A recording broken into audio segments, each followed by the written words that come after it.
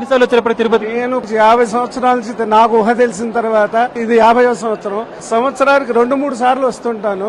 నాకు ఇది జరిగిన తర్వాత రక్తం ఉడికిపోయింది లడ్డు విషయంలో.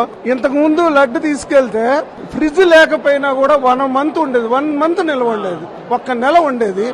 1 నెల పాటు ఆ ఫ్రిడ్జ్ లో పెట్టకపోయినా ఉండేది. గత కొంతకాలంగా నేను రెగ్యులర్ గా వస్తున్నాను కాబట్టి ఖచ్చితంగా చెప్పగలను, గత 5 సంవత్సరాలుగా లడ్డు అసలు తీసుకెళ్తే ఎవరికైనా ఇద్దామంటే కూడా అది 2-3 ఇక్కడ తీసుకెళ్లిన తర్వాత 3 రోజులకు 4 రోజులుగా ఇంటికి వెళ్తాము. అప్పటికే పాడైపోయినట్టుగా అనిపించి వెంటనే ఇచ్చినా కూడా పాపం వాళ్ళు కూడా ఏమిటి ఇలా ఉందనేటువంటి పరిస్థితి. నిజం చెప్పాలంటే అండి, ఆయనకి డబ్బు కొదవేంటండి, ఆయనకు పొదుపు చేయడం ఏంటంటే నాకు అర్థం కాదు. సాక్షాత్తు లక్ష్మీదేవి భర్త, ఆయనకు డబ్బు కొదవేంటండి, అటువంటి చోట పొదుపు ఏంటంటే నాకు అర్థం కాదు. అంతేమంది కక్కుర్తి, పొదుపు, డబ్బులు మీకు ఎందుకంటే ఎవరికి కావాలండి? ఆయన తలుచుకుంటే నేను పరకామనికి PVSR ప్రసాదరావు గారు 2012లో పరకామని పెట్టారు. ఆ 2012 నుంచి ఇప్పటి వరకు నేను పరకామని సేవకు వస్తున్నాను. సంవత్సరానికి 2-3 సార్లు వస్తాను ఆ సేవకు కూడా. నేను సెంట్రల్ గవర్నమెంట్ లో విజిలెన్స్ డిపార్ట్మెంట్ లో పనిచేస్తూ కూడా సెలవు ఇవ్వకపోయినా సెలవు తీసుకుని వచ్చేవాడిని. అసలు ఆ పరకామణిలో డబ్బులు పెడుతుంటే మాకు ఎంత ఆనందం వేసేది.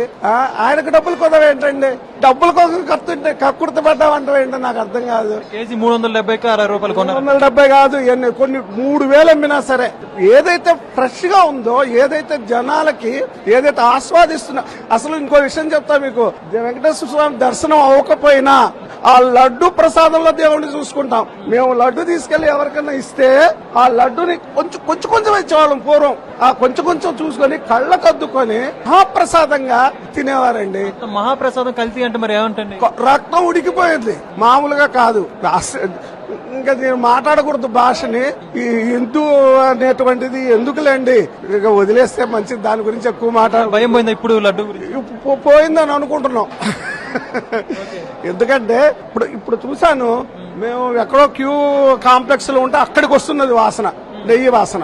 ఎక్కడో వైకుంఠం కాంప్లెక్స్ లోకి వస్తున్నది వాసన. దాన్ని బట్టే మార్పు వచ్చిందని అనుకుంటున్నాం. అన్నదానంలో తేడా వచ్చింది మరి? అన్నదానం నేను పొద్దున ప్రసాదం తిన్నాను. ఇంతకు ముందు 5 సంవత్సరాల్లో మాకు ప్రసాదం కాదు కదా, వారు కాదు, నిజం చెప్తున్నా. అటువంటిది ఇవాళ మేము రాగానే ప్రసాదం తీసుకొని తిన్నా. నాకు అంతే, దేవుడు అంటే పిచ్చి అండి. నాకే కాదు, కొన్ని కోట్ల మందికి పిచ్చి ఆయన అంటే.